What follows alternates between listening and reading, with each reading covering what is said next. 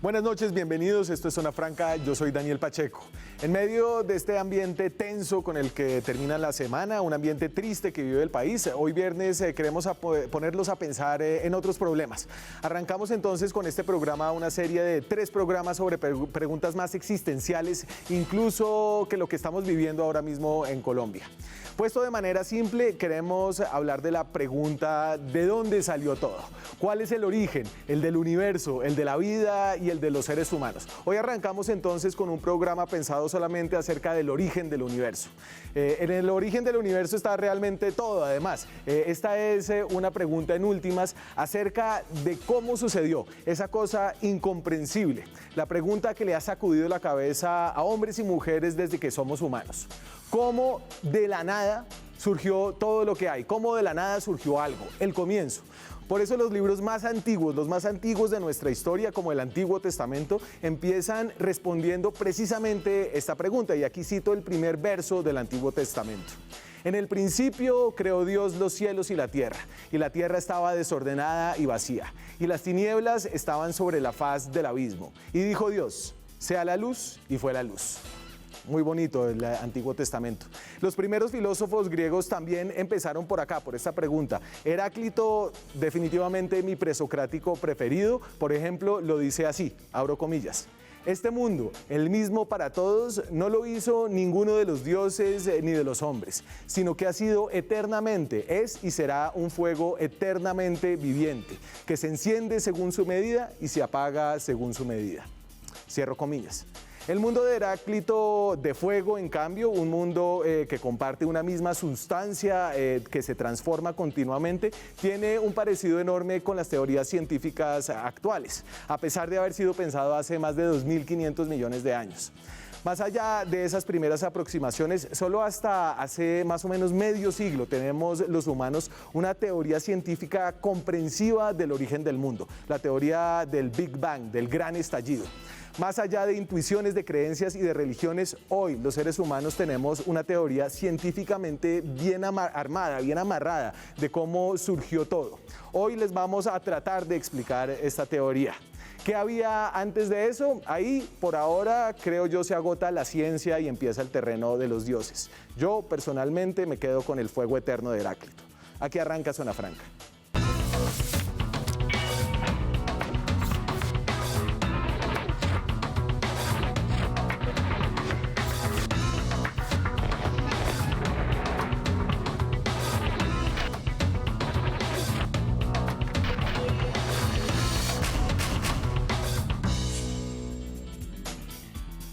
Y esta noche para proponerles esta difícil pregunta del origen del universo, de cuáles son las teorías que tenemos para explicarlo, el origen de todo, tengo el gusto de estar acompañado por un amigo y uno de los mejores astrofísicos que hay en Colombia, Rafael Martínez Galarza, tiene un doctorado, es el doctor Rafael Martínez Galarza, está en Cambridge, Massachusetts. ¿Qué tal, Rafa?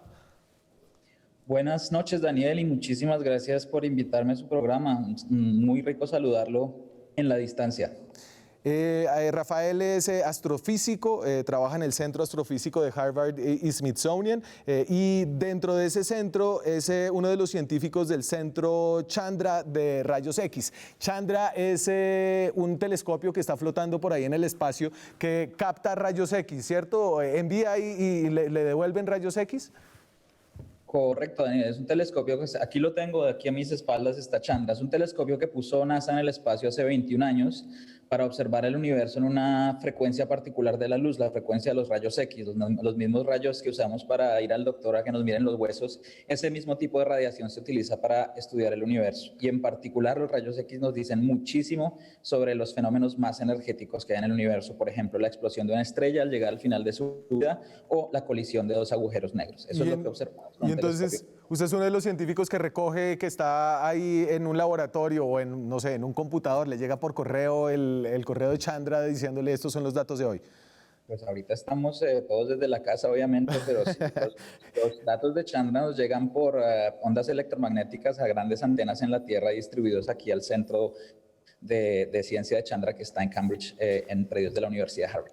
Venga, Rafael, entonces, Creo que una buena forma de tratar de explicarle a la gente la teoría actual que tenemos sobre el origen del universo es hablar un poquito de cuáles eran las teorías anteriores para ver cómo eso cambió y cómo el conocimiento científico en los últimos 50 años avanzó de una manera exponencial para darnos respuestas. Y entonces quería arrancar, seguramente usted ha visto esta imagen, no la va a ver ahorita porque no me está viendo, pero usted ya sabe cuál es. Es una imagen del universo aristotélico, que es la forma como nos imaginábamos el universo antes, desde más o menos que se sabe que nos imaginamos el universo desde hace 3000 años. Y ahí en esa imagen del universo estamos nosotros en el centro, la Tierra está en el centro, alrededor de la Tierra giran planetas, gira también el Sol y más allá de eso está el firmamento con las estrellas. Y esa es como la imagen del mundo y del universo que tuvimos por mucho tiempo. Correcto, Daniel. Primero que todo le voy a agradecer o le voy a reconocer su libertad editorial de haber empezado con una cita de la Biblia. Habría podido empezar con una cita aristotélica o incluso con un paper de Einstein, pero bueno, usted es el director y se tiene derecho a esas libertades. Efectivamente, nuestro conocimiento actual del universo es muy reciente y mucho antes de que surgiera incluso el método científico, la forma en que explicábamos el universo era la forma en que lo entendíamos. Y en ese momento lo entendíamos de una manera muy antropocéntrica, nosotros en el centro. Y efectivamente la proposición aristotélica de la Tierra en el centro del universo terminó filtrándose por los siglos y se adueñó de nuestras políticas, de nuestras religiones. Y usted ve cómo, por ejemplo, toda la estructura de la religión católica durante la Edad Media y posteriormente está basada en un universo centrado en el ser humano, centrado en el planeta Tierra. Y como hablaremos a lo largo de este programa, pues ese modelito de nosotros en el centro se fue destruyendo bien rapidito a medida que las herramientas del método científico se hicieron disponibles. Y hoy en día no solo sabemos que no estamos en el centro, sino que somos una ínfima partícula en un universo infinitamente grande. Eso es lo otro. Complejo. Ese universo aristotélico era un universo chiquitico, ¿no? Era un universo donde estaba la gran Tierra, unos planetas alrededor, nuestro Sol que también giraba alrededor nuestro y un firmamento que realmente no sabíamos qué tan grande era. Correcto, y básicamente ese firmamento estaba limitado a una sola esfera, la esfera más exterior de todas esas esferas concéntricas, y en esa esfera exterior estaban básicamente impresas las estrellas y se movía eso a medida que rotábamos, pero a eso se reducía el universo, a un plano esférico en el que estaban contenidas todas las estrellas. Hoy sabemos muchísimo más sobre la estructura de ese universo que en ese momento nos imaginábamos solo como una esfera que giraba alrededor de nuestro planeta. Y entonces déjeme saltar unos milenios y Copérnico es exactamente, ¿eso es siglo XVI, Rafael, siglo XV? Siglo XV, siglo XVI, sí. Y entonces apenas hace unos cientos de años entendimos que no era así, sino que nosotros éramos parte de un sistema solar. Juanse, ayúdame ahí con esta fotico del sistema solar. Entonces, que básicamente no estábamos en ningún centro, sino que el centro era el Sol y nosotros girábamos alrededor de la Tierra. Y en ese momento, creo que, no sé, Copérnico, qué pensaba acerca del tamaño del universo, pero se nos cambió el lugar, pero no el tamaño, con el giro copernicano. Correcto, y antes de pasar a Copérnico, déjeme anotar que esa idea del universo centrado en la Tierra con las cosas girando a nuestro alrededor es factualmente incorrecta, es objetivamente incorrecta, pero fíjese que era muy intuitiva. Es decir, con las observaciones que teníamos en ese momento, incluso si usted se lo pregunta a un niño de 5 años o de 6 años actualmente, pues la respuesta más intuitiva es, no, claro, todo gira a nuestro alrededor. Yo veo como el Sol sale por un lado, se oculta por el otro, parece que estuviéramos nosotros en el centro, ¿no? Las cosas giran a nuestro alrededor. Y requirió un montón de aparato observacional y un aparato teórico cambiarnos a esa visión que desplazaba la Tierra del centro del universo y ponía el Sol. Y la razón por la que tomó todo ese aparato teórico, todo ese aparato observacional durante la época de Copérnico, Kepler, Galileo, es justamente porque las observaciones que permitieron cambiarnos a esa teoría eran relativamente ligeras, eran relativamente difíciles de observar, Sí. eran movimientos particulares de los planetas, como el movimiento retrógrado de los planetas en el cielo, y eso era muy difícil de explicar con un modelo geocéntrico, y por lo tanto se propone el modelo heliocéntrico, que explica en gran lujo de detalles el movimiento de los astros desplazando a la Tierra y poniendo al Sol en el centro. Y yo estoy dejando aquí unos baches enormes, no voy a hablar de Newton, voy a saltar al siglo XX, a la llegada de Hubble. Y este señor, Hubble, fue importante porque le dio una dimensión distinta a nuestro universo. Voy a poner aquí una foto del señor sentado en su telescopio. De esas sillas que he visto yo en la sala de la casa como de mi abuela, de esas sillas de palo bien frágiles. Edwin Hubble nació en el 889, es un estadounidense, un tipo excéntrico que fumaba pipa, tomaba té inglés y tenía acento inglés, pero era gringo, y se murió en el 53 en California. Demostró la expansión del universo midiendo el corrimiento al rojo de galaxias distantes. Dice aquí mi claqueta. Pero entonces, básicamente, Hubble nos agranda un poquito el universo, ¿cierto? Pues nos lo agranda mucho más. Y fíjese que de pasar de un universo compuesto de unas esferas concéntricas alrededor de las cuales todo gira, a la realización de que el Sol está en el centro, y entre eso y lo que descubrió Hubble, y es el pasito que usted se saltó, está el descubrimiento de que las estrellas que vemos en el firmamento son también muy similares al Sol. El Sol es una más de muchas estrellas que están en el firmamento.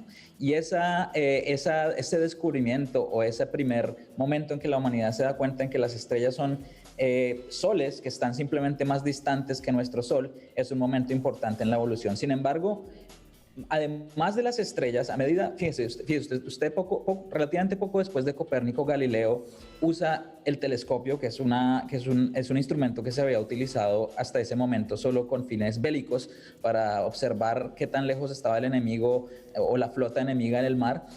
Galileo es el primero que lo apunta al cielo y hace observaciones estupendas. Lo que permitió que Copérnico se instalara como modelo del universo fueron las observaciones de Galileo, que observó, por ejemplo, que no todo tenía que girar alrededor del Sol, porque vio que había lunas de Júpiter que giraban alrededor de Júpiter. Entonces, poco a poco, la Tierra el centro del universo se desplazó de la Tierra, luego se desplazó del Sol, y poco a poco fuimos descubriendo que el universo es más grande, hasta que nos dimos cuenta que las estrellas eran otros soles aún más distantes.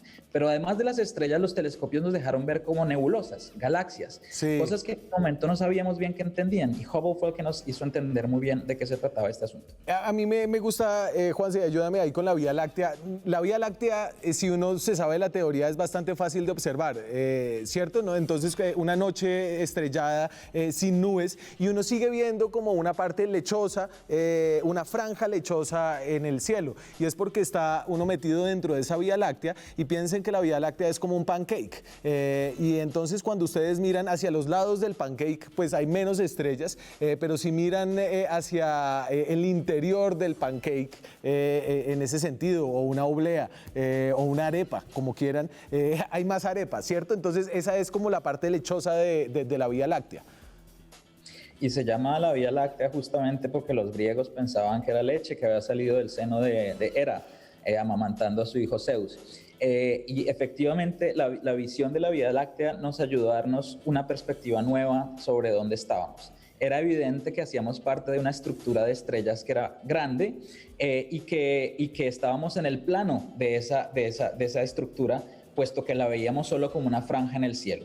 Ese descubrimiento de que hacíamos parte de algo mucho más grande que el sistema solar se mantuvo y se estableció, y estaba bien establecida a inicios del siglo XX cuando llega Hubble. Y lo que es interesante ahí es que hasta ese momento lo que pensábamos es que el universo estaba limitado a nuestra galaxia, a esa colección de estrellas distantes que estábamos viendo, y solo a través de refinadas mediciones que hicieron Hubble y otros pudimos establecer que el universo estaba conformado no solo por las estrellas que hacen parte de nuestra galaxia, sino que mucho más allá, a distancias increíblemente mayores a las distancias distancias entre nosotros y las estrellas visibles a simple vista, había otros sistemas estelares, otras galaxias que estaban allí y que no solo estaban allí, sino que se estaban moviendo de una manera particular con respecto a nosotros, lo cual de cierta manera y de manera irónica puso a pensar a algunos de nuevo en que nuestra humanidad era el centro del universo, y podemos explicar un poquito. Y eso ahí creo que eso me ayudó a mí como a hacer el clic y a entender el Big Bang, y por eso quise arrancar por acá. Y es que las galaxias, entonces Hubble y varios astrofísicos a principios del siglo XX empiezan a ver que hay varias galaxias, y además, y puedes poner ahí el de galaxias, Juanse. Entonces las galaxias son sistemas de sistemas solares y estrellas, como la Vía Láctea nuestra. Ahí va la galaxia, las galaxias. Entonces, este es un mapa de varias galaxias. Ahí está la Vía Láctea y están otras galaxias. Entiendo que una muy importante era Andrómeda, que esa fue la que observó Hubble. Y entonces se dieron cuenta que no solamente había una cantidad de cosas más allá afuera, sino que se estaban moviendo, y Rafael, y que se estaban alejando, y que las que estaban más lejos se estaban alejando más rápido, ¿cierto? Correcto, en ese momento era muy difícil establecer la distancia a los objetos que estábamos observando. Si usted veía una galaxia en un telescopio, podía ver una estructura, podía ver que había una nebulosidad, que no era un objeto redondo y compacto, sino que había una nebulosidad, pero usted no podía establecer a qué distancia estaba. Lo que permitieron las observaciones de Hubble fue un método para medir la distancia y la velocidad a la que se estaban moviendo esos objetos con respecto a nosotros. Entonces, Andrómeda es importante porque es la galaxia grande más cercana que tenemos, pero Hubble se puso a mirar muchísimas galaxias, y obteniendo el espectro de estas galaxias, que es como el arco iris, por eso tengo el arco iris ahí atrás.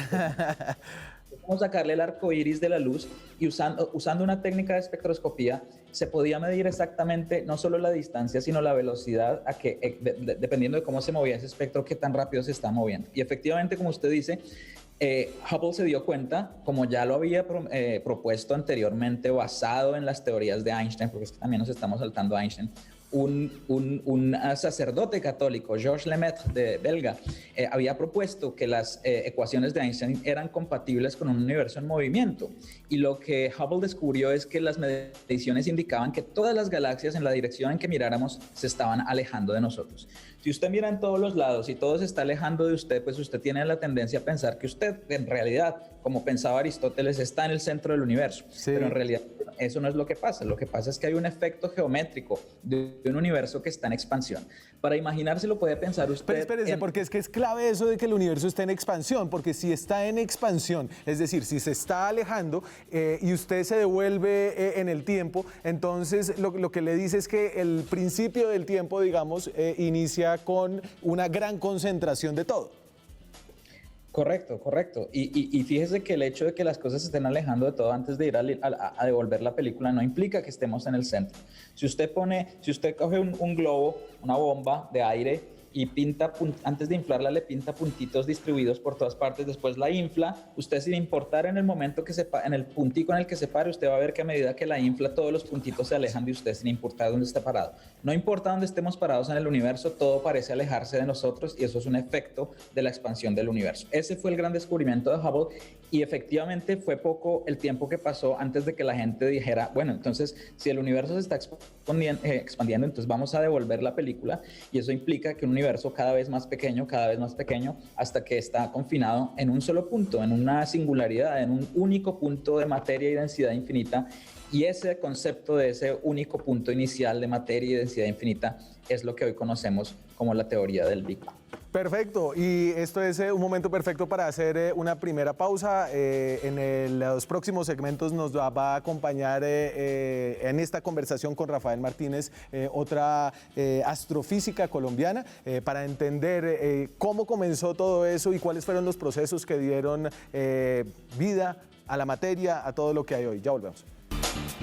Seguimos en Zona Franca, estamos en una serie de programas sobre ciencia. Este es el primero de 3 sobre el origen del universo. Hablaremos luego del origen de la vida y del origen del hombre en las siguientes ediciones, los próximos viernes de las siguientes 2 semanas. Estamos hablando con el astrofísico colombiano Rafael Martínez Galarza, que está en el Centro Astrofísico de Harvard y Smithsonian, y se une a esta conversación Lauren Flor, es doctora en física, es astrofísica, trabaja en el grupo astrofísico Grupo Macondo y su área de investigación son las estrellas huéspedes de exoplanetas. Lauren, un gusto tenerla en esta conversación. Buenas tardes. Buenas tardes, entonces estamos nosotros ahí bien de audio. Sí, señor. Voy a poner aquí la línea de tiempo. Ya habíamos terminado en que el universo se estaba expandiendo y entonces en algún momento tuvo que estar concentrado. Voy a poner esta línea de tiempo acerca de cómo se cree que sucedió todo a partir de ese primer momento. Entonces, lo que creen y lo que los teóricos han calculado que tiene en términos de años nuestro universo, o al menos esta versión de nuestro universo, quién sabe si haya habido otra versión distinta antes de eso, es 13 mil millones de años. 13 mil millones de años, es difícil entender esa cifra, es difícil entenderla. Tal vez les sirva que el planeta Tierra existe hace más o menos 4 mil millones de años y la vida en el planeta Tierra existe hace unos 3 mil millones de años. Empezó con un estallido supuestamente y a lo largo de esos 13 mil millones de años hemos creado planetas, materia, átomos, galaxias, sistemas solares y todo lo que tenemos hoy. Lauren, ahora sí ya la tengo bien. Hola. Hola, ¿qué tal? ¿Cómo estás? Muchas gracias por la invitación, Daniel. No, un gusto que nos acompañe. Estamos aquí con Rafael. Entonces, estamos hablando del comienzo, Lauren. El comienzo, yo sé que su área de experticia no es el comienzo, sino es cuando ya hay planetas, ¿cierto? Así es. Pero usted, cuando usted le preguntan, esto se lo deben preguntar todo el tiempo, ¿qué había en el comienzo? ¿Usted qué les explica a sus primos, sobrinos, tíos, abuelas? Bueno, yo, como lo había mencionado Rafael, cuando hablamos del comienzo hablamos de ese punto de acumulación de materia de densidad infinita que con el pasar del tiempo empieza a generar cuerpos, digamos en este caso las primeras estrellas, las primeras galaxias y a su vez los primeros planetas. Entonces, cuando me dicen esto, pues inicia como lo que iba a producir todo lo que tenemos hoy en día en el universo. Y Rafael, ¿esto es que como una sopa o es una usted habló de una singularidad y no entiendo, esa singularidad tiene tiempo, tiene espacio, tiene densidad, tiene volumen? Pues la singularidad es justamente la concentración infinita de materia en un punto sin dimensión, es decir, una densidad infinita. Imagínese usted coger todo el contenido del universo y recogerlo en un punto que no tiene dimensiones. Eso es lo que hace la teoría de la relatividad y la mecánica cuántica incompatibles. Las ecuaciones allí empiezan a fallar y eso es lo que hizo necesario que la segunda mitad del siglo XX o la última parte del siglo XX, lo que llamamos del siglo XXI, explotara en nuevas teorías que trataran de reconciliar este problema. Sí, y es muy difícil pensarlo y imaginarlo, ese concepto de una densidad infinita, porque, a ver, si yo entiendo bien, la materia, no sé si es la palabra correcta, pero las cosas de las que están hechas las cosas en el mundo no es infinita, ¿o si es infinita, Lauren? No es infinita, pero es lo que produce todos estos cuerpos que tenemos hoy en día. Ok, entonces lo que es infinito es el espacio. Rafa. Venga, le digo una cosa, la geometría del universo es compleja, así como le estaba hablando antes de la superficie de la bomba que se infla. Usted se puede imaginar en algo que es finito pero que no tiene bordes, ¿verdad? Es decir, la superficie de un balón que usted infla es finito, pero usted puede caminar continuamente a lo largo de la superficie de ese globo sin terminar nunca. Usted no va a encontrar un borde. El universo podría ser así. El contenido actual de lo que sabemos actualmente del universo es que el universo se está expandiendo. No sabemos exactamente, actualmente parece que la cantidad de energía y de materia en el universo es suficiente para que se siga expandiendo y sin embargo como le decía antes, y han surgido teorías nuevas que parecen indicar que eso no necesariamente es tan así. Es decir, hay teorías que han surgido como parte de esta interacción entre los expertos en la mecánica cuántica y los expertos en la teoría de la relatividad, que sugieren que tal vez ese tal inicio no fue tal, que no necesitamos encontrar un inicio. Y sin embargo, venga yo ahora para conectar un poquito con lo que hace Lauren, que yo creo que es interesante. Una de las teorías, digamos, preferidas para explicar por qué las cosas son como son, es una teoría que en realidad no es una teoría, es una especulación porque no tiene forma de comprobarlo, es la teoría del multiverso, ¿no? Es decir, las cantidades del universo son justas, parecen ser justas para que existamos nosotros, y ahí es donde la gente tiende a meter a veces a Dios. Dicen, ¿por qué la masa del electrón es tan precisamente esa para que existamos nosotros? Bueno, si hay infinitos universos con diferentes leyes de la física cada uno, pues es natural que existamos en un universo con las características en las que podemos existir. Y eso se relaciona un poquito con lo que hace Lauren, que ella nos dirá más. Eso que se llama, de cierta manera, el principio antrópico, es una explicación posible en términos de los planetas. ¿Por qué vivimos en un planeta con oxígeno donde podemos respirar, verdad, Lauren? ¿Por qué vivimos en un sitio como este? Bueno, pues porque hay tantos planetas, y Lauren sabe mucho de eso, tenemos una cantidad muy grande de planetas, entonces no tenemos por qué sorprendernos de existir en un planeta donde las condiciones son adecuadas para nuestra existencia. Pero entonces, y volvamos un poco a lo que había sido esa línea de tiempo. Entonces hay un principio con una singularidad, hay una explosión de energía, y ahorita todavía no hay materia, no hay planetas, no hay nada. Lauren, ¿cómo empieza a haber planetas, cómo empieza a haber materia, cómo empieza a haber sistemas como el sistema solar en el que vivimos nosotros? Bueno, por ejemplo, si hablamos de la formación como tal de los planetas, estamos hablando de cuando hay esa cantidad de materia, digamos, en el caso de la formación de estelar, estamos hablando de materia de gas y que hay en el universo, exactamente en unas zonas que se llaman nubes moleculares. Y estas zonas empiezan a fragmentarse y empiezan a formar esas estrellas que con el pasar del tiempo, y digamos hablando un poco acerca de la teoría, empiezan a formar planetas. Entonces, ese es el escenario de formación estelar que se tiene hasta el momento para explicar todos estos objetos estelares que tenemos. Entonces, usted me mandó una diapositiva que creo que es útil, Lauren, para entender cómo es la creación de los planetas, ¿cierto? La voy a poner acá a ver si podemos ayudarnos con una ilustración. Ahí va. Entonces, primero hay una nube negra, después un colapso gravitacional. Sí. ¿Y ya sabe cuál es?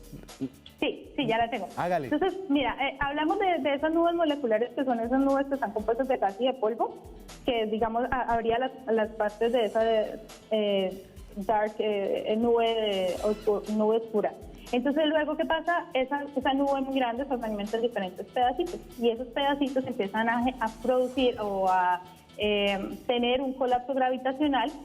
Pero resulta de que como estas nubes moleculares no solamente se compone de gas, sino también de polvo, pues entonces empieza a formarse un objeto central, que en este caso sería la estrella, y alrededor de esa estrella se empezaría a formar un disco que estaría compuesto también de ese gas y de ese polvo. Y dependiendo de las características de esas nubes moleculares, pues se podría producir planetas, ya sean gaseosos o rocosos. Sí. Entonces, eso es más o menos lo que se tiene. Evidentemente me estoy saltando muchísimos pasos del colapso gravitacional y la formación estelar. Creo que está muy bien, y creo que esa explicación es intuitiva y le ayuda a uno a entenderlo. Voy a hacer una pausa muy breve, vamos a comerciales y seguimos hablando de la gran pregunta, ¿de dónde salió todo? El origen del universo. Ya volvemos. Seguimos en Zona Franca. Esta noche estamos hablando de nada más ni menos que del origen de todo, del origen del universo. Nos acompañan dos astrofísicos para discutirlo, Rafael Martínez Galarza y Lauren Flor. Lauren está en Cali, Rafael está en Estados Unidos. Rafael, esta es una teoría y la gente a veces no entiende la diferencia entre las teorías y los recuentos, por ejemplo, religiosos o las teorías sin sustento. Entonces yo quiero que nos enfoquemos como en este segmento, en cuál es toda la evidencia que se ha construido para que el Big Bang y la creación del universo no sea solamente un cuento anecdótico, sino algo con sustancia detrás y con evidencia. Usted, Rafael, me sugirió poner esta imagen como evidencia del Big Bang. Es la imagen donde están como un mapa de calor del universo. Correcto. Sí, bueno, eso es lo que llamamos la radiación cósmica de fondo. Fíjese, antes de ir allí, déjeme 10 segundos para conectar. Fíjese cómo toda la historia de lo que nos acaba de contar Lauren conecta desde el inicio del universo hasta la formación de planetas. Y ese proceso continuo de formación de estructuras cada vez más pequeñas termina y culmina con la formación de conciencias como las nuestras que se hacen estas preguntas. Entonces, quiero que tengamos claro que eso es una línea continua de evolución cósmica que termina con conciencias como Ojo las que nuestras. ahí uno podría interpretar que usted está hablando de teleologías, de fines. No. Estoy hablando de que el proceso de la conciencia humana, que es un proceso neurológico, es también el resultado de la formación del universo y es también el resultado de la formación de planetas. Y no estoy diciendo nada que no me saque, mejor dicho. O sea, usted se imagina el cerebro como una galaxia, o sea, como el cerebro y las neuronas como un paso más de una organización que se ha dado desde hace 13.700 millones de años. No como una organización necesariamente con un propósito, sino como una culminación posible de un proceso de evolución que sin duda tenemos evidencia de que ha culminado en conciencias como las nuestras. Okay. Pero volvamos a la imagen que están viendo. Esa es la radiación cósmica de fondo. Lo que ustedes están viendo allá son pequeñísimas variaciones en la temperatura en los momentos iniciales del universo. El universo inicialmente era muy uniforme. Era una bola expandiéndose y la temperatura de esa bola era constante, casi absolutamente constante. Pero esas pequeñas fluctuaciones que ustedes ven allí son pequeñas variaciones que había en esa temperatura. A medida que el universo se expandió y tuvo que haberse expandido muy rápido inicialmente para que esa uniformidad se mantuviera, a medida que el universo se fue expandiendo y enfriando, esas pequeñas fluctuaciones, pequeñas diferencias en temperatura del gas que conformaba el universo en ese momento, se empezaron a convertir en las semillitas de estructuras mucho más grandes. Es decir, cada una de esas variaciones que ustedes ven en esa imagen se convirtió eventualmente en un gran cúmulo de galaxias y ese cúmulo de galaxias empezó a evolucionar bajo el efecto de su propia gravedad para formar galaxias, planetas, etcétera. Pero todo inició como esas pequeñas desestabilizaciones del universo y fíjese cómo algo que era muy uniforme, que era esa temperatura, que era casi la misma en todas partes, por pequeñas desviaciones de esa temperatura, terminó originándose toda la complejidad que tenemos en el universo, desde la estructura de los grandes cúmulos de galaxias, pasando por galaxias, sí, sistemas solares, planetas, hasta formar planetas rocosos, como nos decía Lauren, como el planeta Tierra. Y entonces usted tiene ese tipo de mediciones de densidades y de rayos que están medidas. Usted tiene una observación y es que las galaxias existen y que las galaxias además se están alejando y todo eso, y además un soporte teórico enorme que yo básicamente no entiendo, pero que a ustedes les sirve para predecir y para confirmar hechos. Lauren, le quería preguntar a usted en su área, que es el área de la creación como del mundo. Me imagino que usted se estrella con mucha gente que dice, no, el mundo, ¿cómo así que se creó el mundo? ¿El mundo siempre ha existido o empezó a existir de un momento a otro porque lo creó Dios? ¿Usted cuál es su pedazo de evidencia científica favorita para confirmar la teoría que tenemos física alrededor de la creación del planeta?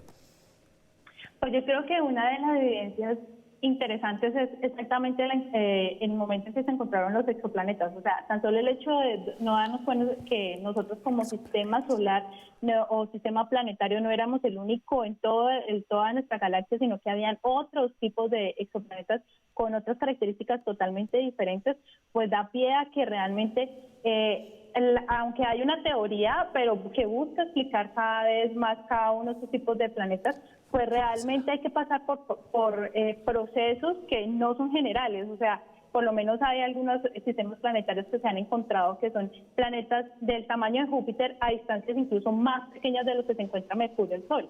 Entonces, como que todas esas evidencias llevan a que definitivamente los procesos de formación planetarios tienen que pasar por diferentes etapas para poder llegar a lo que se tiene hoy en día o lo que se ha observado hoy en día, ¿ya?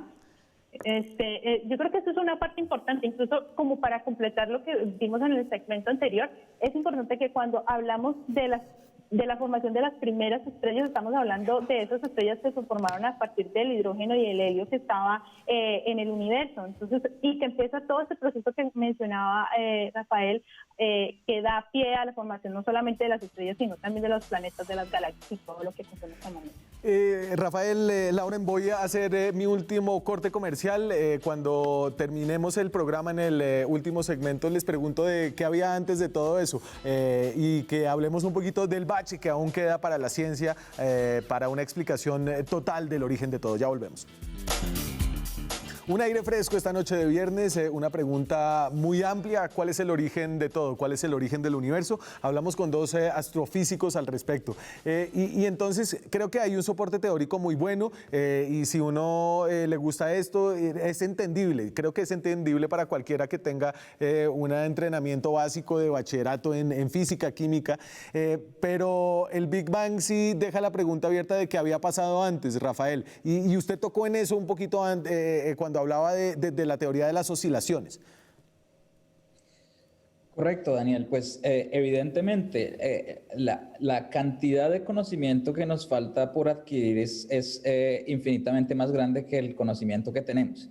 Y obviamente la ciencia, al menos como de la forma en que la concibo yo, no pretende tener actualmente respuestas para todo. Hay espacios, hay preguntas abiertas y obviamente una de esas preguntas y una de las más comunes es, bueno, ¿qué pasó antes? ¿Qué estaba antes de que estuviéramos?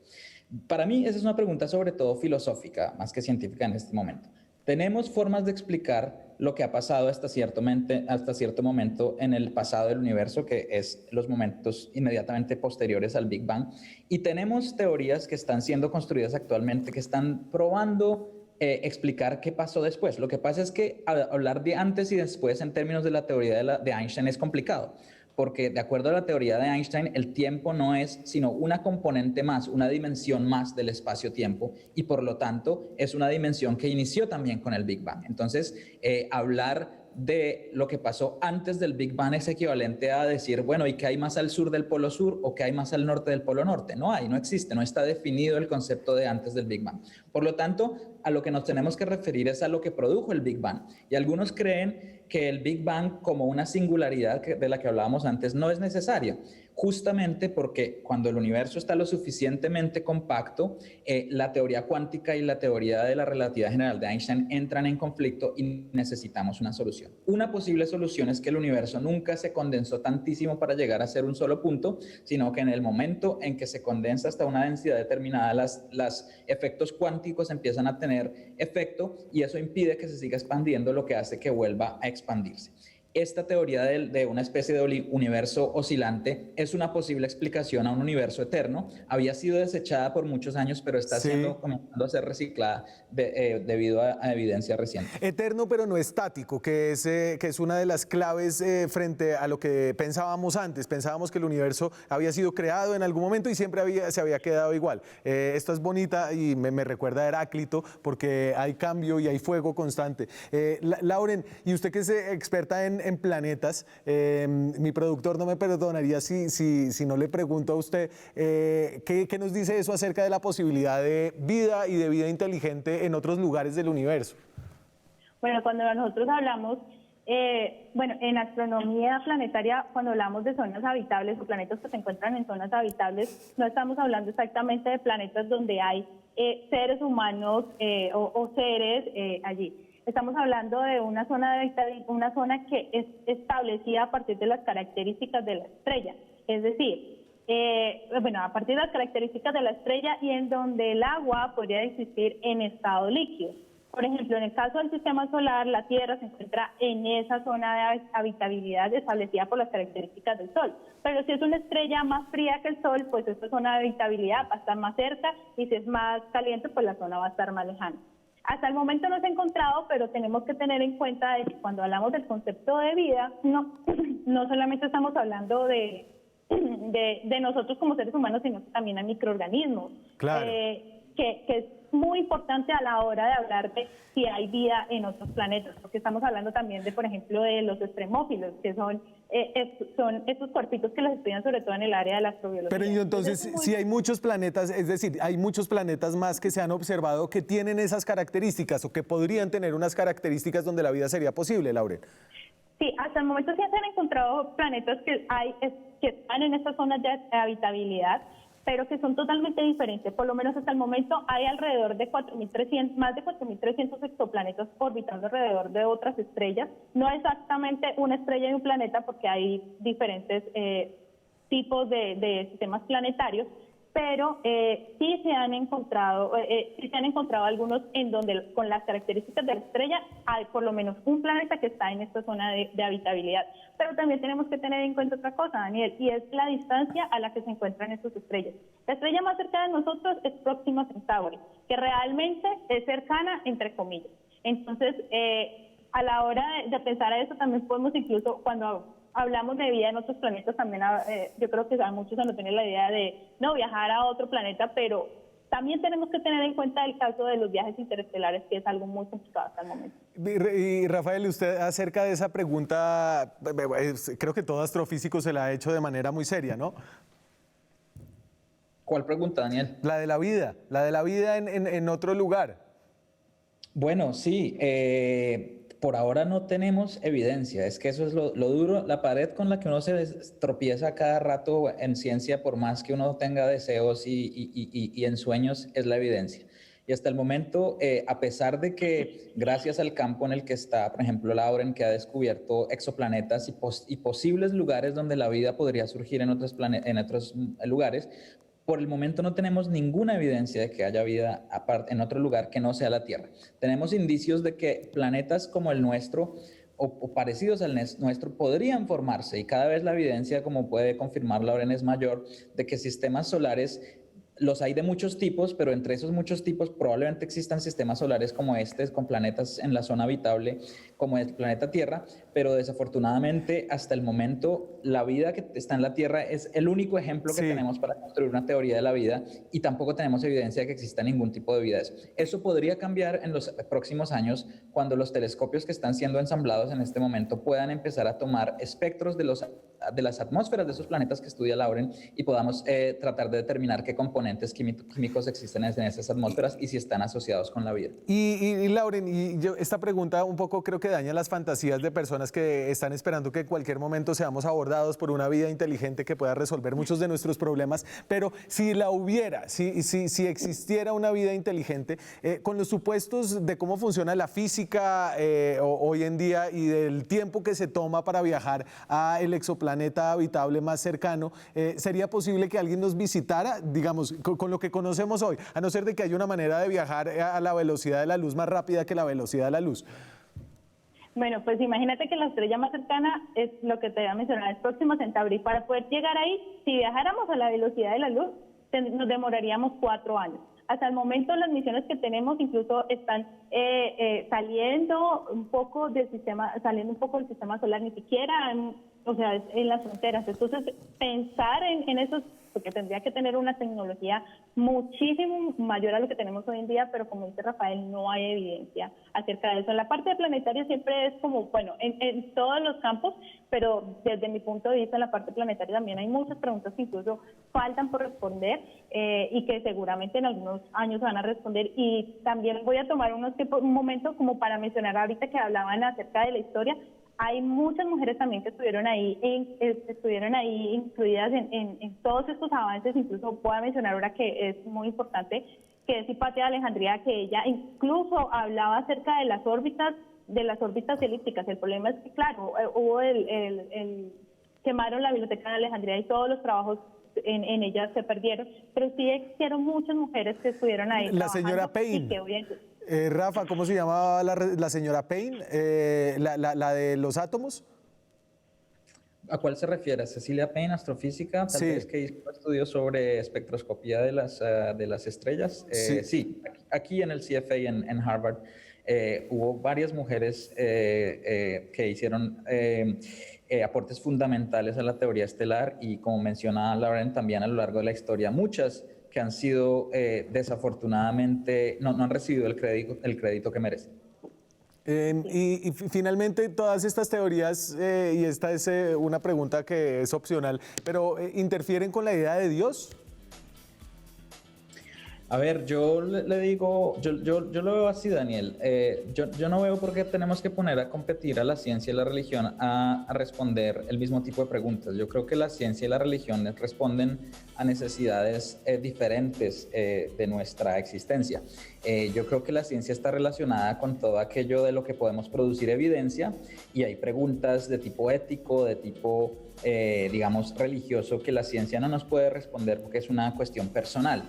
Pero no creo que tengamos que poner a competir a la ciencia y la religión con respecto a la pregunta de cómo empezó el universo, porque creo que no están las dos igualmente calificadas para responder a esa pregunta, y creo que simplemente la ciencia y la religión se ocupan de preguntas diferentes. Si alguien quiere poner a Dios en algún lugar de este aparato, siempre lo pueden poner allí donde la ciencia todavía no tiene respuestas. Lo que pasa es que la ciencia sigue ganando terreno y cada vez, me temo, le va a quedar menos espacio a Dios. Es impresionante. Lauren, ¿usted quiere agregar algo ahí? No, yo estoy totalmente de acuerdo con Rafael. Yo creo que no hay que poner a competir la ciencia con la religión, sino que simplemente pues manejarla desde los puntos de vista que se tiene. La ciencia tiene respuesta de muchas cosas que o se han investigado, y de pronto la religión todavía tiene algunas ahí. Entonces, eso lo hemos descubierto. Toda esta teoría se ha acumulado en apenas los últimos más o menos 100 años, desde el 1920, estamos en el 2020. Puede haber muchos descubrimientos enormes en el futuro, y bueno, incluso hay una gran posibilidad de que vengan de lugares distintos a los de los mentes de hombres blancos europeos.